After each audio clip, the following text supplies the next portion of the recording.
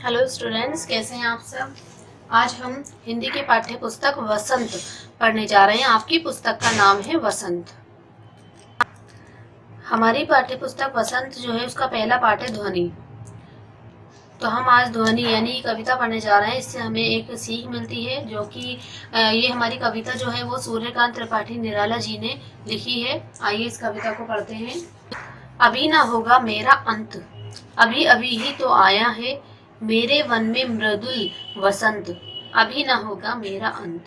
हरे भरे ये पात, डालियां कलियां कोमल गात, मैं ही अपना स्वपन मृदुल कर फेरूंगा निद्रित कलियों पर। जगह एक प्रत्यूष मनोहर, पुष्प पुष्प से तंद्रालस लालसा खींच लूंगा मैं। अपने नव जीवन का अमृत सहर्ष सींच दूंगा मैं। द्वार लिखा दूंगा दूंगा फिर उनको है मेरे, द्वार दिखा दूंगा फिर उनको है मेरे वे जहां अनंत। अभी ना होगा मेरा अंत। तो इस कविता में, ये छोटी सी हमारी कविता है, इसमें क्या बताया जा रहा है। कवि सूर्यकांत त्रिपाठी जी जो है हमारे, वो इस कविता में इन पंक्तियों में ये कह रहे हैं कि उनका अंत अभी नहीं होगा। उनके जीवन में वसंत रूपी यौवन अभी अभी ही तो आया है। इन पंक्तियों में कवि छिपे हुए तरीके से कह रहे हैं कि उनका मन जोश और उत्साह से भरा हुआ है। जब तक वो अपने लक्ष्य को पा नहीं लेते वे हार नहीं मानेंगे। ठीक है। ध्वनि कविता की इन पंक्तियों में कवि निराला जी ने प्रकृति का बहुत ही सुंदर चित्रण किया है। ठीक है, प्रकृति का बहुत ही सुंदर चित्रण किया है। कवि कहते हैं कि चारों तरफ से हरे भरे पेड़ हैं और पौधों पर खिली कलियां मानो अब तक सो रही हैं। मैं सूरज को यहाँ खींच लाऊंगा और इन सोई कलियों को जगाऊंगा। इन पंक्तियों में कवि ने हारे हुए लोगों को सोई कलियां कहा है। जिस प्रकार सूरज के आ जाने से सभी पेड़ पौधे और कलियों में जान आ जाती है, ठीक उसी प्रकार निराला जी अपनी प्रेरणा रूपी सूर्य से निराश लोगों के लिए मन में उत्साह और उल्लास भरना चाहते हैं। इस तरह ध्वनि कविता में कवि सूर्यकांत त्रिपाठी जी के जीवन से हार मान चुके लोगों का नया जीवन देना चाहते हैं। तो देखा आपने, कितनी अच्छी बात बताई गई है कि ये जो कविता में बोला गया है सोई हुई कलियां, तो ये मनुष्य के लिए बोला गया है कि जो लोग हार माने हुए बैठे हुए हैं उनको एक उत्साह देने के लिए, उनके उत्साह को, उनका जो जोश है उसे फिर से उनके अंदर एक उमंग लाने के लिए त्रिपाठी जी ने, सूर्यकांत त्रिपाठी जी ने एक वो बताया गया है कि ठीक उसी प्रकार निराला जी अपनी प्रेरणा सूर्य रूपी से निराश जो लोग बैठे हुए हैं उन्हें क्या करना चाहते हैं, उनमें एक उत्साह और उल्लास भरना चाहते हैं। ठीक है, जिससे जो लोग हार चुके हैं, अपने जीवन से हार मान चुके हैं, उन्हें एक नया जीवन मिल सके। ध्वनि कविता में इन पंक्तियों में कवि वसंत रूपी ध्वनि कविता में इन पंक्तियों में कवि वसंत रूपी उम्मीद बनकर सोए अलसाए फूलों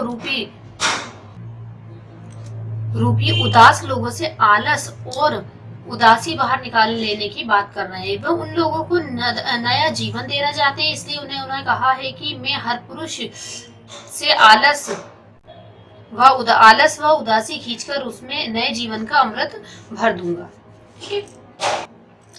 इन पंक्तियों में कवि निराला जी कहते हैं कि मैं सोए हुए फूलों यानी निराश लोगों के जीवन जीने की कला सिखा दूंगा। फिर वे कभी उदास नहीं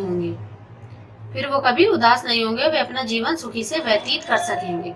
कवि का मानना है कि अगर युवा पीढ़ी परिश्रम करेगी तो उसे मनचाहा लक्ष्य मिलेगा और इस आनंद का कभी अनंत नहीं होगा। इस प्रकार कवि कहते हैं कि जब तक वे थके हारे लोगों और युवा पीढ़ी को सही राह नहीं दिखा देंगे तब तक उनका अंत असंभव है। ठीक है, तो समझ आ गया, ये कविता बहुत ज्यादा इंपॉर्टेंट है। इससे हमें अपने जीवन की बहुत बड़ी सीख मिल रही है जो इसमें कवि त्रिपाठी निराला जी ने हमें बताई है। ठीक है, तो समझ आ गया। इसे आप फिर दोबारा पोएम को पढ़ेंगे और इसमें जानेंगे कि त्रिपाठी जी हमें किस तरीके से सोए हुए हम हारे हुए लोगों को एक नया जीवन देना चाहते हैं। ठीक है, अब इसके बाद हम चलते हैं अपने क्वेश्चन आंसर्स की तरफ। पहला क्वेश्चन, कवि को ऐसा विश्वास क्यों है कि उनका अंत कभी नहीं होगा। फूलों के आनंद तक विकसित करने के लिए कौन कौन से प्रयास करता है। कवि पुष्पों के तंद्रा और आल से दूर हटाने के लिए क्या क्या करना चाहते हैं। ठीक है, तो पहला जो प्रश्न है उसका उत्तर है हमारा, कवि मानते हैं कि उनका अंत कभी नहीं होगा क्योंकि अभी उनके अंदर उत्साह, उमंग और जीने की चाह कूट कूट कर भरी है। कवि के अनुसार एक मनुष्य तभी मरता है जब उसके अंदर से खुशी, उल्लास और उत्साह खत्म हो जाता है। उनके अंदर ये सभी चीजें अभी प्रचुर मात्रा में है, इसलिए वो कहते हैं कि अभी उनका अंत नहीं हुआ है। ठीक है। प्रश्न 2 है कि फूलों के अनंत तक विकसित करने के लिए कवि कौन कौन सा प्रयास करते हैं। कवि फूलों को अनंत तक विकसित करने के लिए अपने ख्वाबों के स्पर्श से जगाने की कोशिश करते हैं ताकि कलियां नई सुबह देख सकें। फिर कवि उन्हें नया जीवन जीने की ऐसी कला सिखाने का प्रयास करते हैं जिससे फूल अनंत का विकसित होते रहे। प्रश्न 3 है, कवि पुष्पों की तंद्रा और आल से दूर हटाने के लिए क्या क्या करना चाहते हैं। कवि पुष्पों की तंद्रा व आल से हटाने के लिए उन्हें नवजीवन रूपी अमृत से सींचना चाहते हैं ताकि वो अनंत तक विकसित होते रहें। अब प्रश्न 4 है, वसंत को ऋतुराज क्यों कहा जाता है, आपस में चर्चा करना है इस बारे में। तो ये भी हमारे इसका उत्तर है, वसंत को ऋतुराज कहा जाता है क्योंकि वे सभी ऋतुओं का राजा है। इस ऋतु में प्रकृति पूरे यौवन होती है। इन ऋतु के आने पर सर्दी कम हो जाती है, मौसम सुहावना हो जाता है। इस समय पंचतत्व अपना प्रकोप छोड़कर सुहावने रूप में प्रकट होते हैं। पंचतत्व जल, वायु, धरती, आकाश और अप्री सभी अपना मोहक रूप दिखाते हैं। पेड़ों में नए पत्ते आने लगते हैं, आम बेरों से लद जाते हैं और खेत सरसों के फूल से भरे पीले दिखाई देते हैं। इस ऋतु में कई प्रमुख त्योहार मनाए जाते हैं जैसे वसंत पंचमी, महाशिवरात्रि, होली आदि। ठीक है। अब प्रश्न 5 है, वसंत ऋतु में आने वाला त्योहार के विषय में जानकारी एकत्र करना है। ठीक है।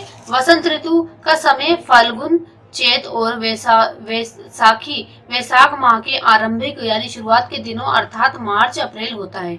इसकी अवधि लगभग 2 महीने होती है। वसंत ऋतु में कई त्योहार मनाए जाते हैं जैसे वसंत पंचमी, होली आदि। तो ये हमारे प्रश्न तक 5 हैं और हमारे ये पूरे हो गए हैं कंप्लीट हमारी कविता के साथ। इसके साथ ही हमारे ये शब्दार्थ दिए गए हैं, मृदुल कोमल, पात पत्ता, गात शरीर, निद्रित सोया हुआ, प्रत्यूष प्रातःकाल, तंद्रालस नींद से आलसाया हुआ, लालच कुछ पाने की चाह, अभिलाषा इच्छा। तो ये आपको अपनी कॉपी में शब्दार्थ नोट करने हैं। इसके साथ ही जो मेरे प्रश्न उत्तर कराए हैं वो आपको अपनी कॉपी में नोट करना है और इस कविता को एक बार फिर से पढ़कर इसके बारे में आपको जो भी पता चला कि हमें क्या बताया गया है, हमारे जीवन के लिए क्या ज़रूरी है, इसमें जो भी आपको सीख मिली है वो आपको समझकर अपने शब्दों में अपनी कॉपी में नोट करना है।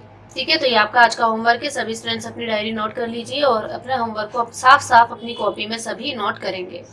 Thank you.